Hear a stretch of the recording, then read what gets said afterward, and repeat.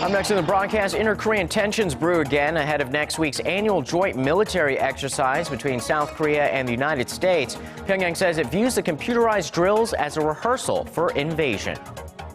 Japan's royal family puts the pressure on the right-wing Abe administration to uphold the country's pacifist constitution by emphasizing the need to look back humbly on the past.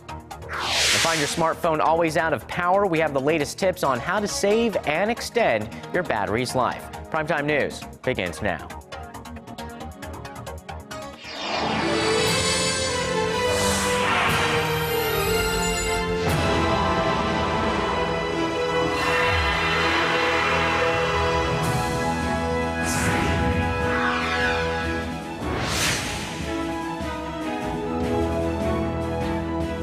Welcome to the program. You're watching Primetime News live from Seoul. I'm Sean Lim. And I'm Kang Tae-ri. Thanks so much for joining us tonight.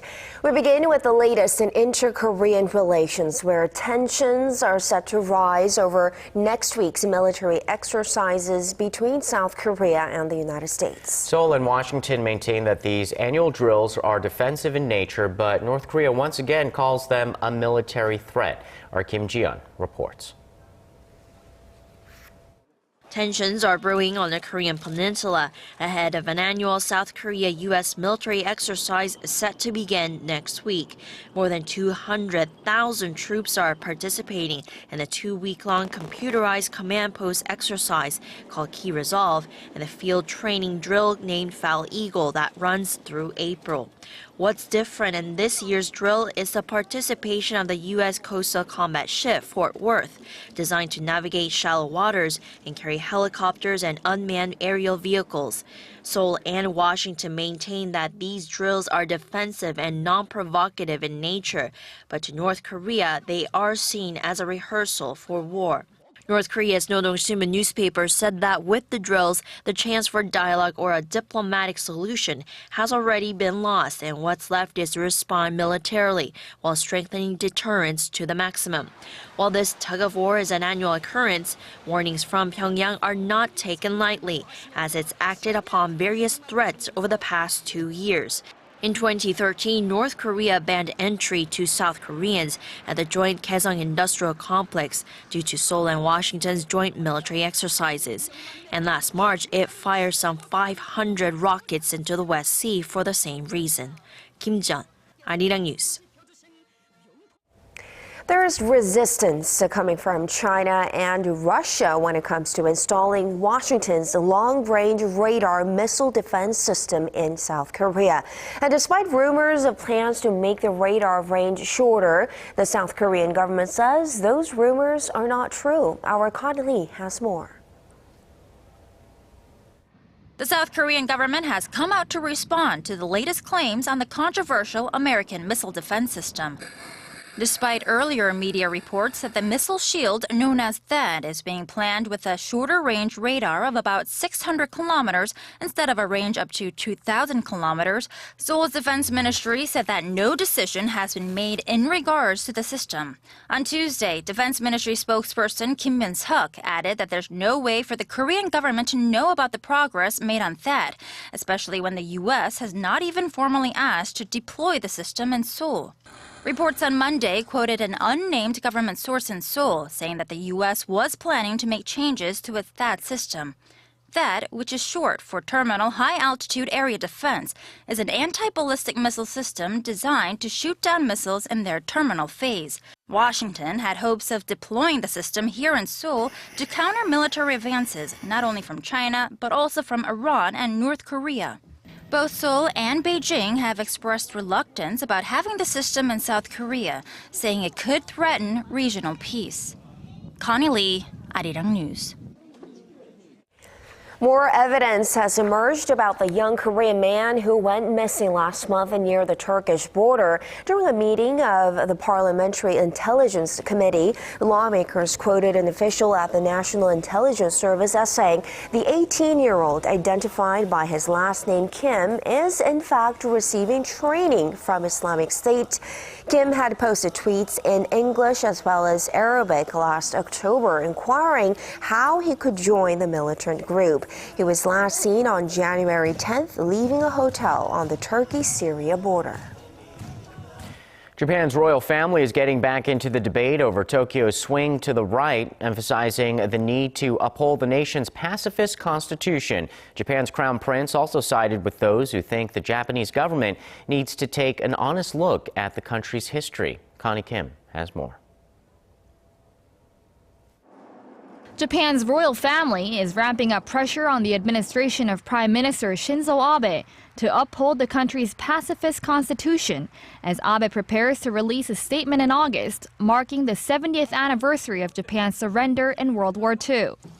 In a press conference this week marking his birthday, Crown Prince Naruhito emphasized the need to look back humbly on the past. I think that it is important to correctly pass on the tragic experiences and history Japan pursued from the generation which experienced the war to those without direct knowledge. Prince Naruhito went on to underline the importance of upholding the constitution. His position is in stark contrast to Abe's, who wants to revise a pacifist constitution and give the country the right to exercise its right to collective self-defense, allowing the Japanese military to aid allies under attack. After going through a disastrous war, Japan is maintaining peace and prosperity under the constitution. It's not the first time the Japanese royal family has called for preserving the current constitution. Back in December, Japan's emperor said the country should not forget about the precious lives that were sacrificed during wartime. During World War II, more than 3 million people died. We shall not put their lives to waste. Analysts say, however, that a conflict is likely as a right-wing cabinet, which decided last July to change the interpretation of the constitution, is unlikely to budge on the issue. The Japanese government plans to finalize items on the agenda for the constitutional revision no later than this fall. Connie Kim, Arirang News.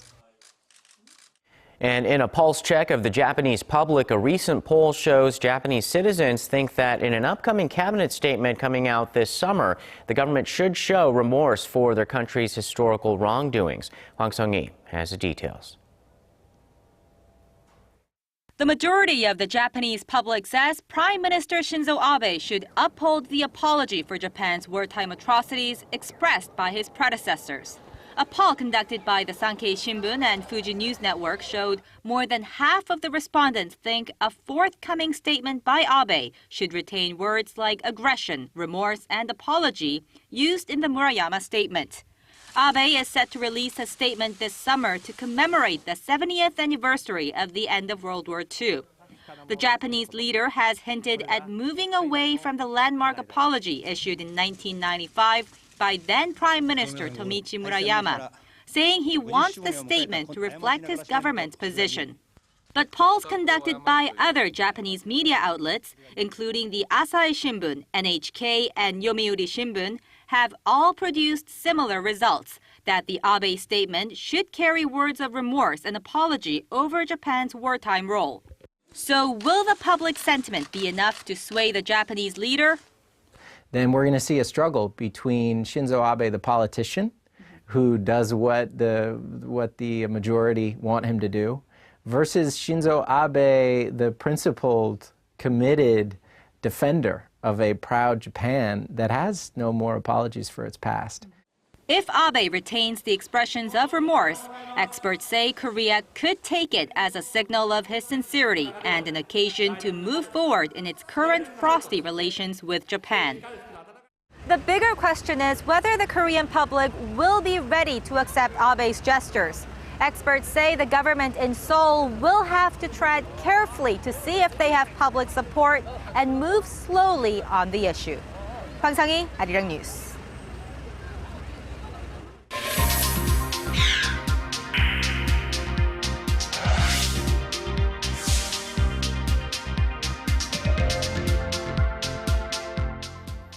TVs made by Korean tech giant Samsung and LG are maintaining their lead in U.S. and European markets, but when it comes to smartphones, it's quite a different story. Song Ji-sun has the latest performance figures of Korea's representative tech giants. Korea's high-tech TVs are solidifying their lead in the global flat-screen TV market. In Europe, the combined flat TV market share of Samsung and LG Electronics in 2014 topped 60%, meaning 3 out of 5 European customers bought Korean-made flat-screen TVs last year. While LG was at 3rd place in the U.S. market last year, behind local producer Vizio, the two Korean tech giants' combined market share still amounted to nearly half. The trend is backed by the strong preferences of U.S. customers. This year's Consumer Loyalty Engagement Index compiled by the U.S.-based Brand Keys shows Samsung is the top TV producer with the highest brand loyalty for the 4th consecutive year. The firm surveyed over 36,000 American consumers on how willing they are to purchase products from the same brand.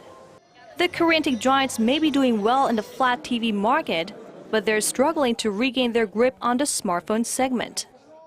In the same poll, Apple kept its lead in the smartphone and laptop categories for the 2nd year in a row, a title once claimed by Samsung back in 2013. Strategy analysts' 4th quarter figures show that Apple accounted for some 49% of global smartphone sales, with its large-screen iPhone 6 models dominating the premium smartphone sector, while Samsung slumped to just 17%. 송지선, Arirang News. If you're constantly out of battery power on your smartphone, there may be some mistakes you're making while using your handset, and that includes some of the rules of the past which no longer apply. Here's our Shin Se-min with some quick and easy tips to help you extend your phone's battery life. We make calls, text, take photos, watch videos, play games. The list goes on. Smartphones have permeated every part of our daily routine. But for some reason, they can't seem to get through the day on a single charge. 3번이요. 저는 2번. 하루에 배터리를 스페어 하나 사서 3개 쓰고 있습니다. 한 2-3번 정도 충전하고 있어요. 하루에 3-4번 이상 충전기에 꽂고 충전하는 편이에요. Korea's Electrotechnology Research Institute recently released a guidebook pinpointing some of the ways you can prolong your phone's battery life. One thing you can do is to keep your phone at room temperature. Your lithium-ion-based batteries rely on electrically charged items, and they work the best at warm temperatures.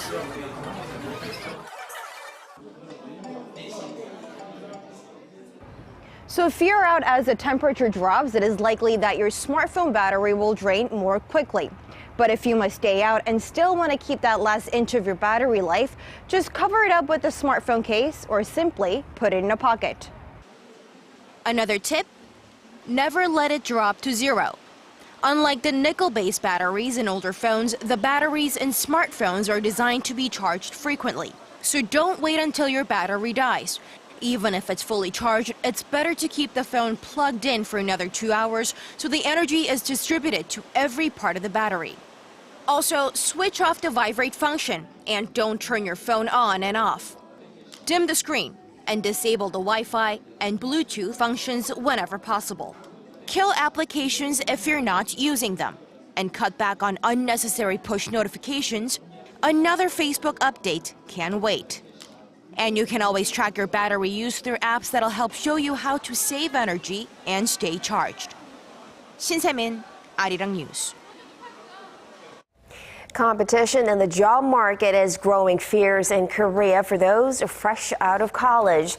And to be rewarded for their high level of education, many tend to spend more time looking for the perfect job. But the older job seekers get, the harder it becomes to land a job. Our Kwon Soo-ah tells us more. It's graduation season in Korea. As a country where around 2/3 of people have a university degree, it's no wonder that it's tough for these fresh-faced graduates to land their dream job. It has become more difficult to find a job in your field of interest. It's hard. I'm interested in opening a startup, but I'm afraid as it isn't easy. But then again, it's also hard to apply for a job. Despite the rosy outlook on the gradual rise in the number of people in work, it's a different story for young people looking to get their foot in the door at a good company. Due to a limited number of quality jobs, people work part-time jobs until they find a high-quality workplace, or they just continue to search for jobs. That's why the age of people who were never in the workforce before keeps rising. 1/3 of applicants at some 380 companies last year were in their 30s. Persistently striving for your goal is not a bad thing. That is, if age wasn't a consideration when it comes to getting hired. A job searching portal says almost 60% of those responsible for hiring are reluctant to take on new people they consider old, men over 32 and women over 30. According to the study, more than half of Korean employees feel uncomfortable working with new people in those age groups, mainly because of Korea's hierarchical office system, which usually demands that junior employees strictly obey their seniors. But as Korean society also strictly values respect for the elderly, many senior employees say it's awkward to give orders to their older juniors. Kwon-soa, Arirang News. An increasing number of global companies are pulling their factories out of China, and this is raising concerns that the trend could hurt China's manufacturing industry. With competition rising from other Asian economies, some say China has lost its position as the go-to place for global firms. Our Kim Min-ji reports. Japanese watchmaker Citizen recently shut down its factory in Guangzhou. More than 1,000 employees are up in arms due to the sudden layoff, but the company says it's part of its restructuring plans. Citizen isn't the only one. U.S. software giant Microsoft has also shut down its Nokia factory in Guangzhou and plans to open a new factory in Vietnam. And with its Beijing factory also slated to close, some 9,000 employees are expected to lose their jobs. Industry watchers estimate that before the Chinese New Year, more than 100 large factories, including ones run by Sharp and Panasonic, were shuttered in the city of Dongguan, one of the country's main manufacturing hubs. So what has triggered the mass exodus? Many manufacturing companies entered China 2 decades ago because of cheap land and labor costs, but that's not the case now. Also, the Chinese market did not expand as fast as companies had expected. What's more is that countries in Southeast Asia, such as India and Vietnam, are stepping up efforts to lure foreign companies. The U.S., Japan, and Europe are also offering incentives, such as tax cuts and investment support, to encourage homegrown companies to come back. The trend has raised concerns that China's manufacturing industry, once driven by cheap labor, may be heading for a crisis. The official Purchasing Managers Index stood at 49.8 in January, falling below 50 for the first time in more than 2 years, signaling a contraction. Kim Min-ji, Arirang News.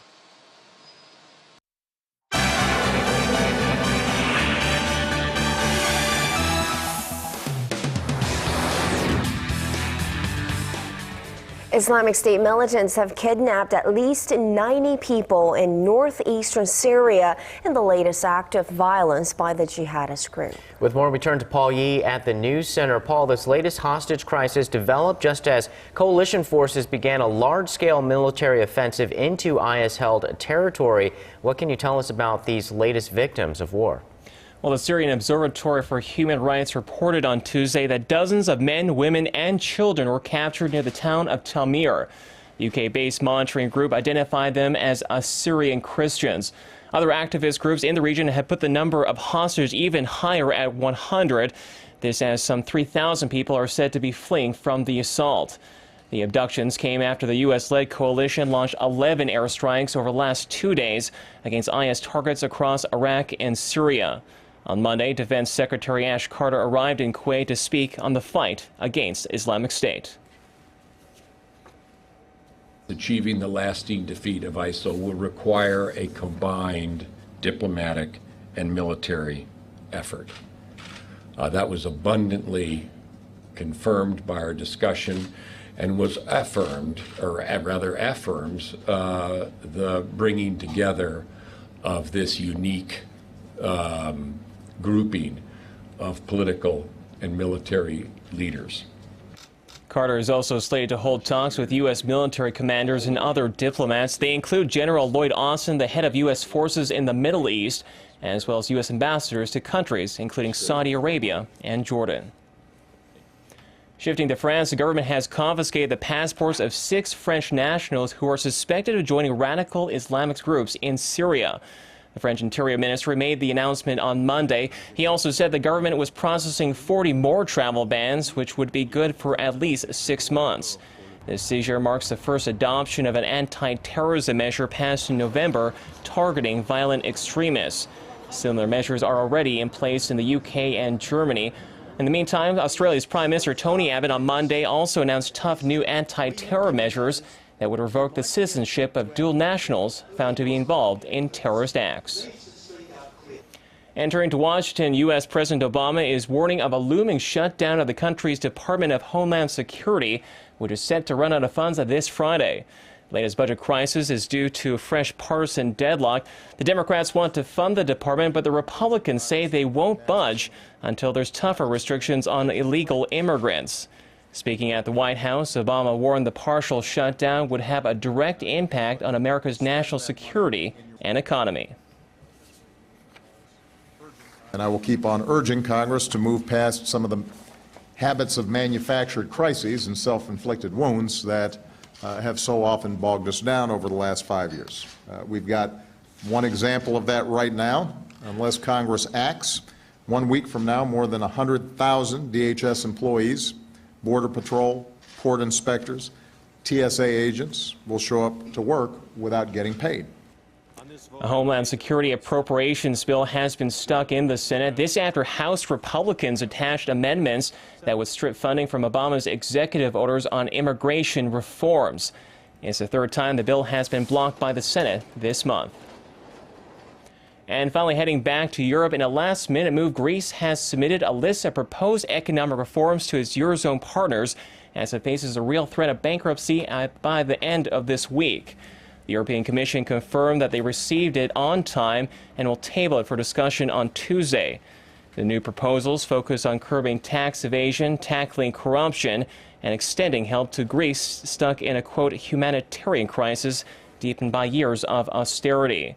If approved, it would extend Athens' bailout agreement for the next 4 months. While keeping the Greek economy from the risk of default, the move is also being seen as a U-turn by Greece's left-wing government, which had pledged to leave the EU debt program. And that wraps up our look at international stories for now. I'll see you back here tomorrow night.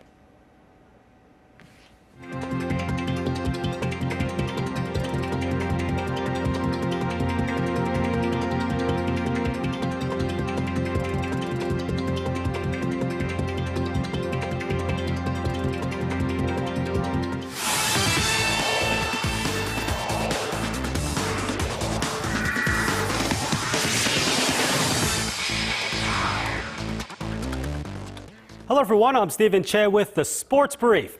Now, when will the 2022 World Cup in Qatar take place?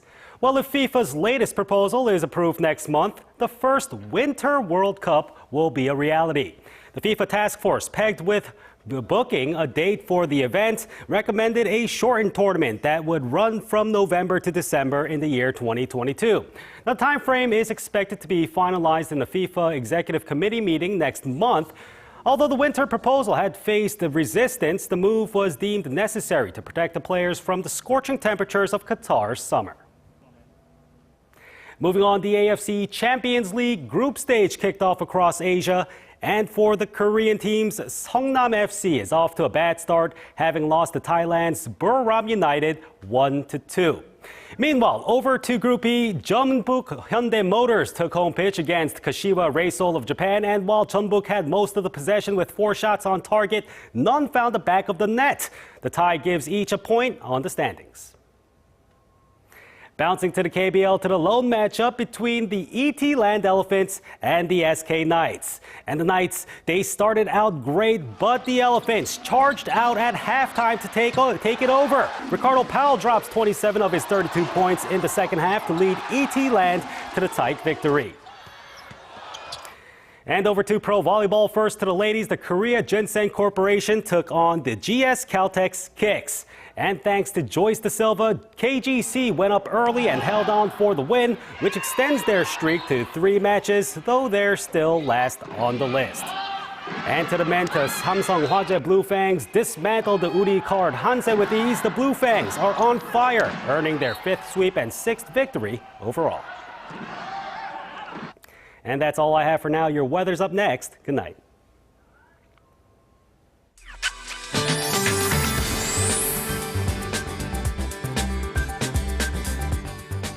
Hello and welcome. I'm Kim Bo-kyung with your weather forecast. Yellow dust levels still remain in the bad range in some places, so those with respiratory problems should continue to be on the lookout.